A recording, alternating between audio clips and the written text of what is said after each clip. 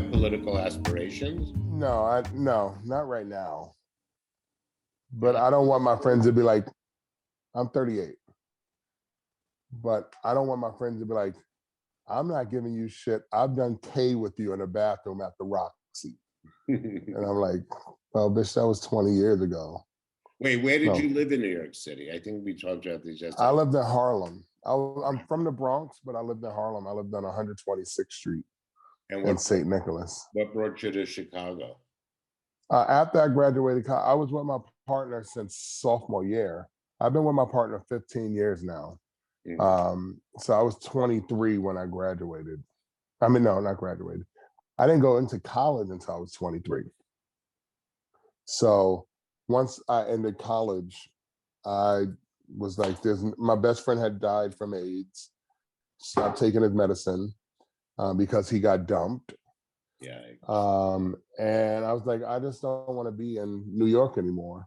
So I was like, I'm just going to move to Chicago. We bought a house right before I graduated from college. And then once I graduated, I was like, I'm going to come out to Chicago and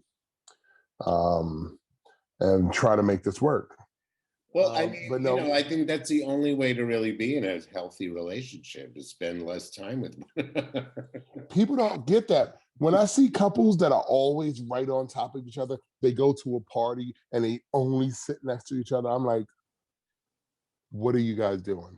What the fuck do you guys know that I don't know? Why are you? I'm going to go get a drink. Oh, I'll go with you. No, I mean, a lot of people are just, what's it called? Codependent, Clingy. Yeah. So not. Over it. Totally. The more you leave me alone, the happier I am. Definitely. Like, I love you, but give me a chance to miss you. Not even just, this is how I feel like most productive is when I'm not listening to your bullshit. Right. I can't focus on me because by nature, I'm a protector, I'm a provider. And when you're near me, I'm always wondering, do you need anything? What's going on? But when I'm by myself, I'm at my best. When I was in my 20s, I was kind of cocky. I was tall, good looking, great body, if I say so myself. But that can go to your head and then you treat people a certain way. And as I started getting older and not being in that circle, the bar scene, the circuit party scene, you kind of go, you know what? I think I'm going to go to the supermarket today and make dinner for tomorrow. And then you're like, oh shit, am I becoming an adult? Am I growing into what I'm going to become? And right now, this age that I'm at, 38, is where you really start, making moves towards who you're going to become. It never ends. Take it from me, right. I'm twice your age, Right, but still. I mean, it's like I've had a whole new beginning through this year as well. And I've, gone forward and then sometimes 2 steps back and forward again. That's life. Definitely. That's life. But when I was in my 20s, I wasn't trying to hear that at all. Like people were like, hey, you need to put money away because I'm like, fuck you. I have money now. I'm gonna spend it.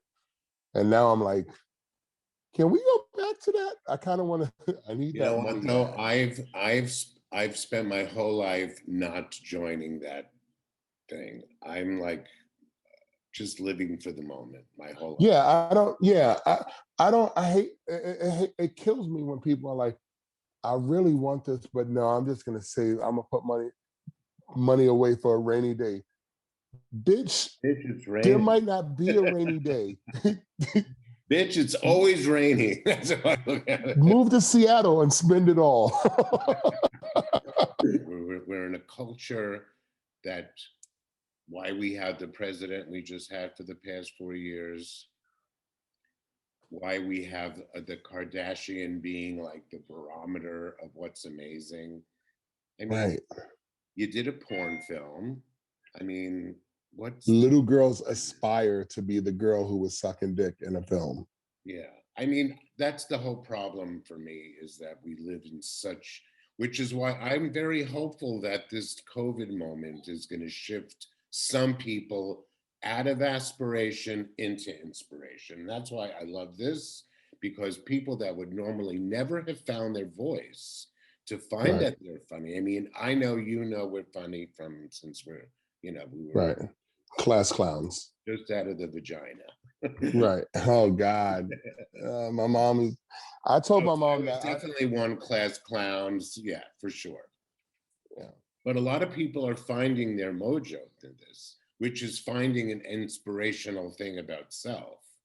And it would be Right. such a shame if after everyone's vaccinated and we all get back to going to stores and restaurants and whatever, and everything's traveling, that we go back to a place where it's all about, even advertising has kind of been a little less about celebrity, you know? Oh, I've seen a bunch of like TikTok people on and regular commercials or YouTube people and commercials, and I'm like, fucking yes, absolutely.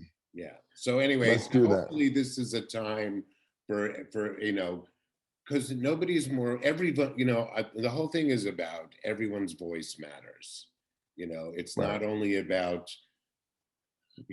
people in politics who decide what's important and what matters. It's actually now we've been proven that that's totally the opposite.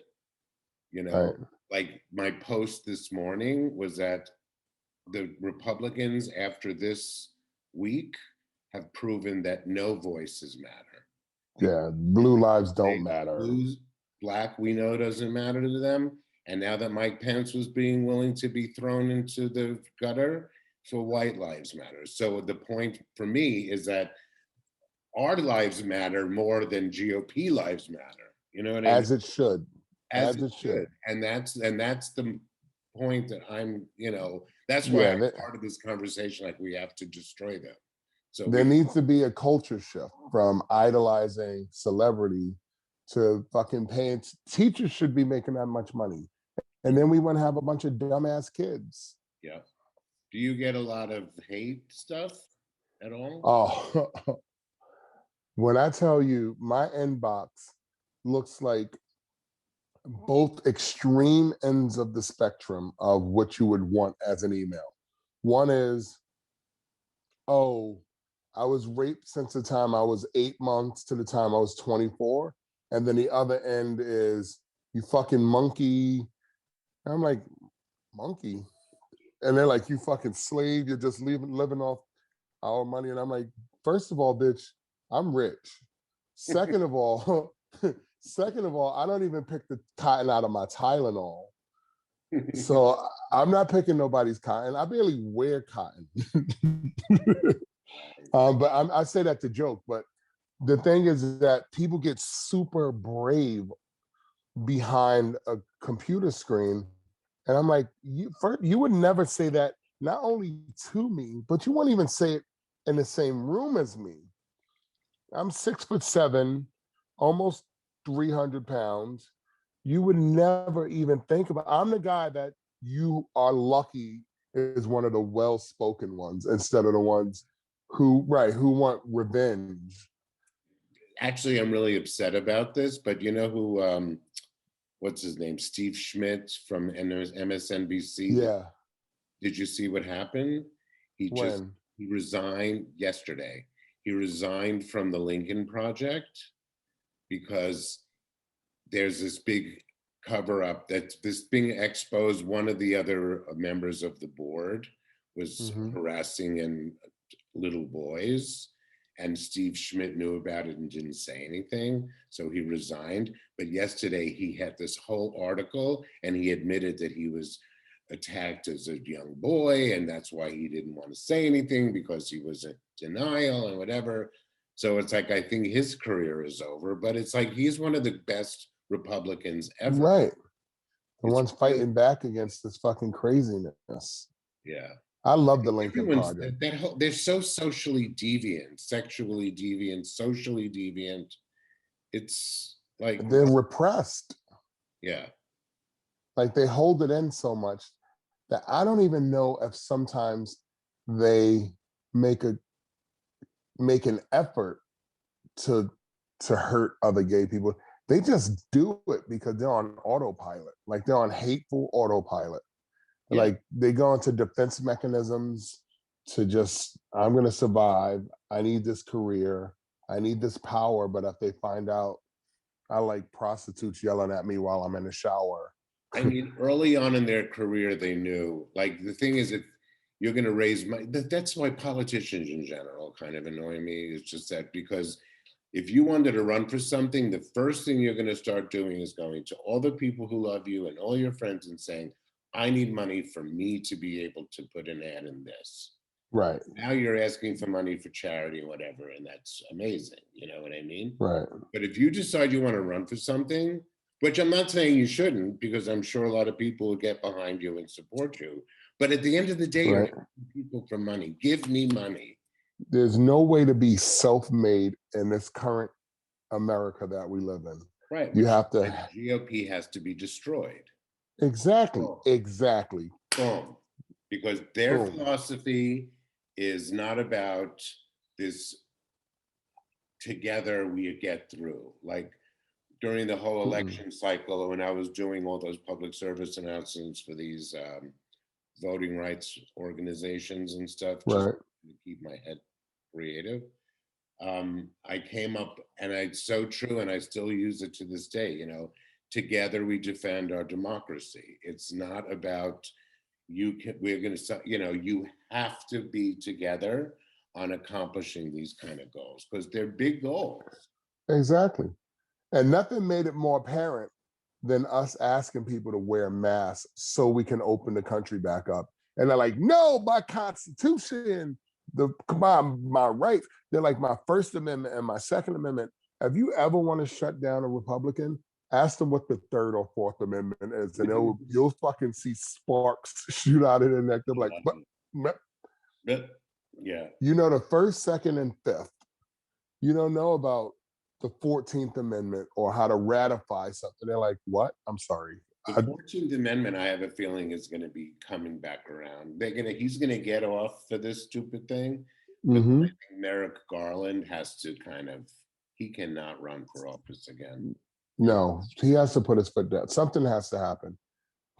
But I'm always open to these kind of discussions because in a very cathartic way, I get to get this out. I don't speak to a lot of people, honestly. I don't have sit downs with people and express what's in my mind. So if I start rambling, it's because that's why I'm doing this series, because these are the people that I've seen and appreciate through this unexpected world that I found myself in and being responded to, that I want to know more about people because I don't have a lot of people coming over to hang out. A, we're in a pandemic. B, people are insane. C, the way I put it is the asshole to non-asshole ratio is not promising. It's not a good look. Oh my God. All right, Tony, I adore you. All right, babe. Weekend, and we'll see you soon. This has been amazing. Yes, so fun. I knew it would. See you soon, babe.